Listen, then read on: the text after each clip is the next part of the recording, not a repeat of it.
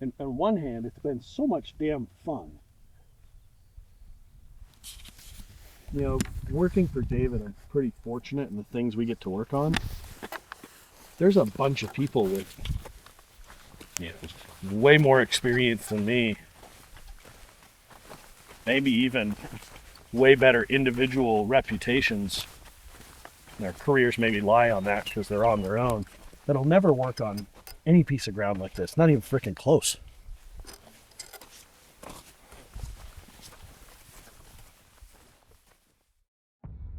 In part 7 of this series on growing Gamble Sands, in addition to learning about the homestretch of holes 14 through 18, we're getting to know Nick Schaan, who has been working with David McLay Kidd for 20 years. Yeah, it's like being on the back of an aircraft carrier. Well, we shorten it up, and now the ball's definitely going down the hill off the tee, right?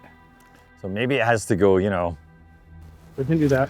Yeah. So I first came here, gosh, the very first visit when we came here with Orrin Vincent, before we even built anything. And, you know, growing up in Seattle and, you know, knowing this being kind of the recreation hub, summer hangout, you know, from here down to, you know, all the way to Kennewick, it's awesome. You know, the orchards, the cast telling us about sand dunes on the Columbia River.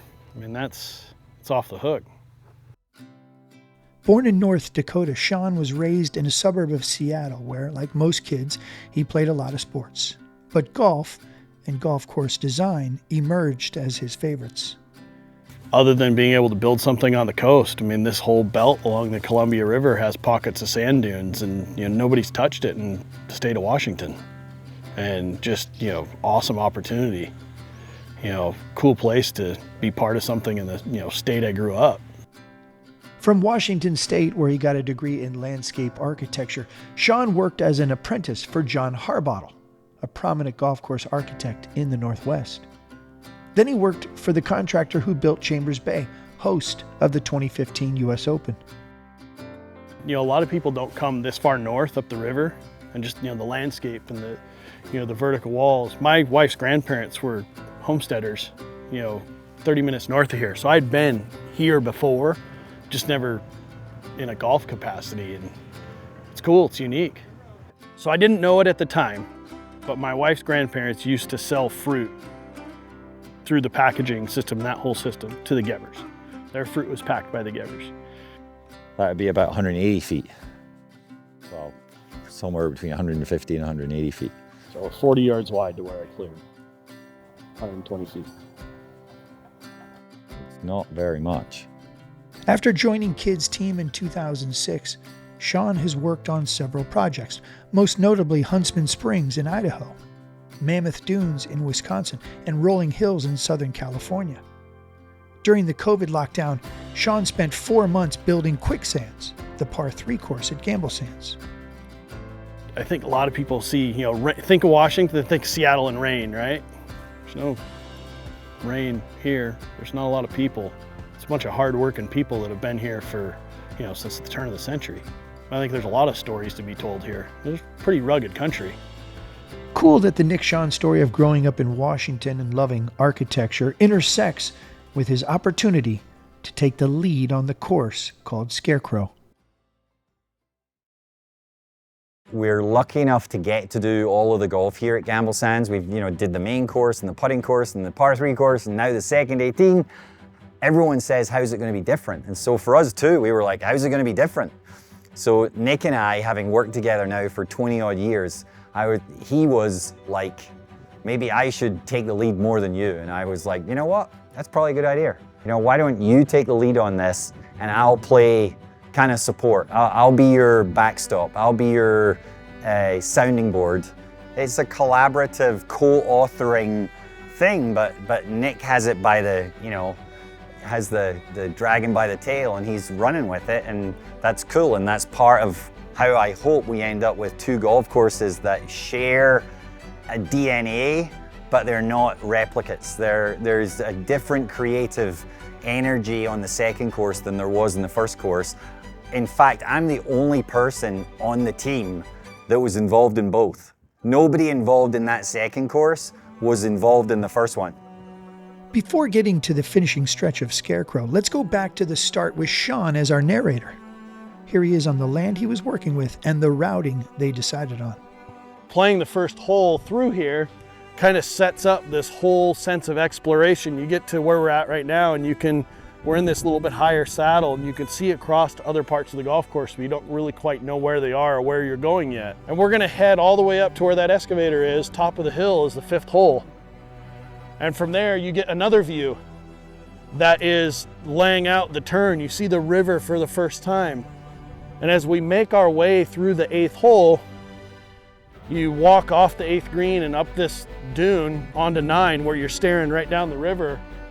And you start to kind of see things that you saw before, little pieces of, and there's this just sense of exploration that makes a lot of sense. And so once you get there, you gotta find your way back and trying to find a sequence of holes that works where you're making other discoveries as you go along. So there's this really cool sequence of hiking through this set of dunes to get out to that point and then to get all the way back, which I think is really neat. I think that sense of adventure is the big idea that leads to how we lay out a golf course. I think the finish starts at 14T because that's where you come off 13 green, you're looking west at the river, you turn your focus east to southeast, and you're away from the river. And once you crest over the dune, in between the tee shot and the approach shot to 14 green, you're back in the bottom of the canyon and you don't see the river again. And I think that's where, the journey home starts. Into the wind, it could be a chore. The green is really big. It's, I think, our 3rd largest green on the golf course. It's probably our wildest green on the golf course. 15, par 5, massively wide fairway, probably has the most cross-slope terrain of any hole out here. So you're playing it up over a set of bunkers and the green sits in a tight little valley that you can get after or you're laying up short of. And again, where you lay it up in terms of left or right, long or short, probably really matters depending on where the flag is. 16, not intentionally, just by the piece of land, is, takes a lot of inspiration from 6 on the first course.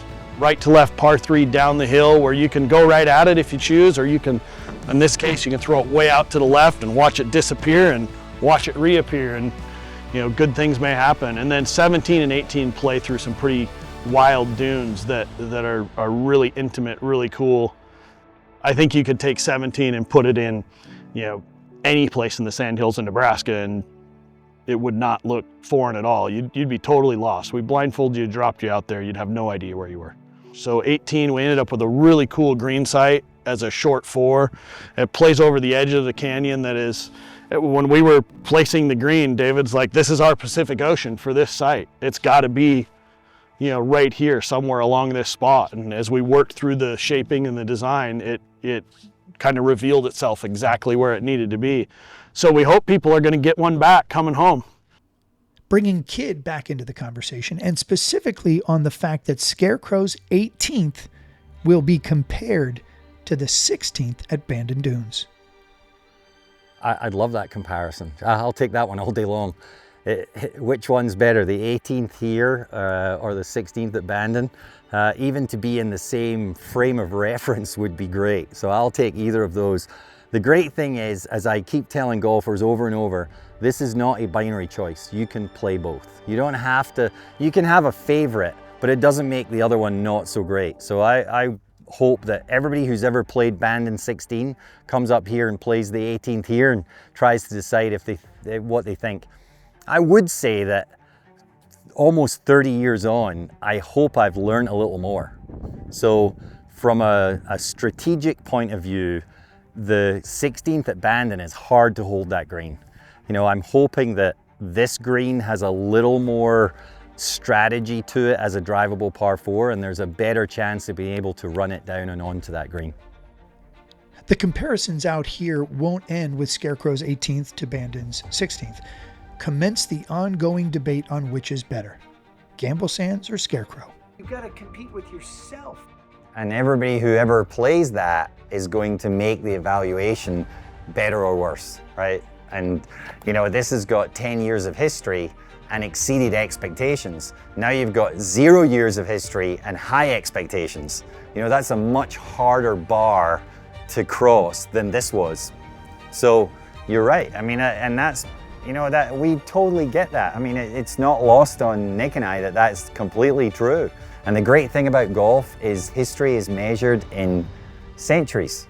I mean, it isn't measured in centuries yet here, but it's measured in centuries where I come from. He and I are a little bit competitive, and you know, he challenged us to, do we think we could build something as good as the first one? So we didn't want to be as good as, we're trying darn hard to be just a little better. Can't wait to see what the debate in the bar sounds like come next fall.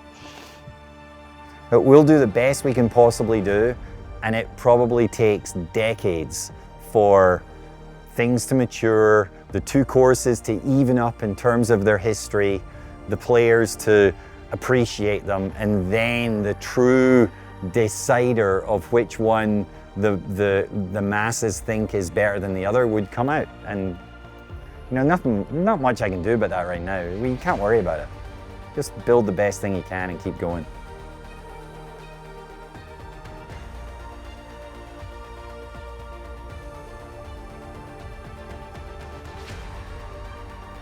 One's not better or worse. I wouldn't say they're both awesome. They're both really good. The whole time, you know, I'm thinking, which one do I like more? And it was just an ongoing dialogue in my head, and I don't know that I ever came to an answer. They're both great courses. Yeah, I'm definitely coming back.